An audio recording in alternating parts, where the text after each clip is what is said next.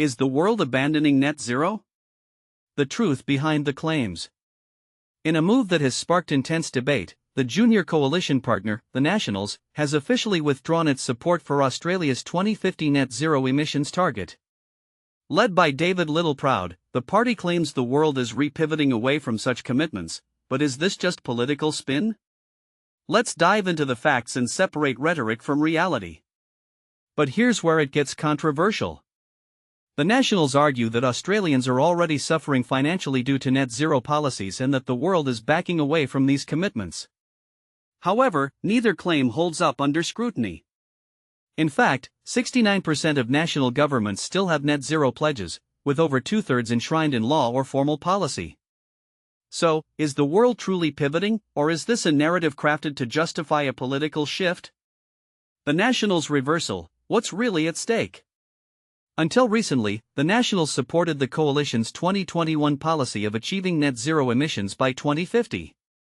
This means balancing greenhouse gas emissions produced, e.g., from burning fossil fuels, with those removed from the atmosphere, e.g., through reforestation. However, reaching this goal requires a significant shift away from fossil fuels, a reality the Nationals now seem to resist. And this is the part most people miss. While the Nationals have endorsed nuclear energy as a potential solution, they've provided no concrete details on how, where, or when this would be implemented, or who would foot the bill. Their previous support for net zero was largely symbolic, lacking actionable policies. By abandoning the target, they've simply dropped the pretense. Jobs, costs, and misleading narratives. Littleproud cites rising electricity prices as justification for the decision, blaming renewable energy. Yet, strong evidence suggests these cost increases are unrelated to renewables. Instead, factors like global energy market volatility and outdated infrastructure play a larger role. The Nationals have also leaned on research from Net Zero Australia, a collaboration between universities, to claim that net zero will cost $9 trillion by 2050, jeopardizing programs like Medicare and NDIS. However, the actual study estimates costs between $7 trillion and $9 trillion by 2060, a crucial detail omitted in their argument. Moreover, this investment is seen by many as an opportunity to create new industries and jobs, not just a financial burden. Here's the kicker: the same study predicts 550,000 new jobs in the energy sector under a net zero scenario, directly contradicting Littleproud's claim that it would cost jobs. Australia's role on the global stage. Littleproud argues that since Australia contributes only 1.1% of global emissions, it shouldn't streak ahead of other nations. But is this a valid excuse? What kind of argument is that? Shouldn't every country do its part, regardless of size?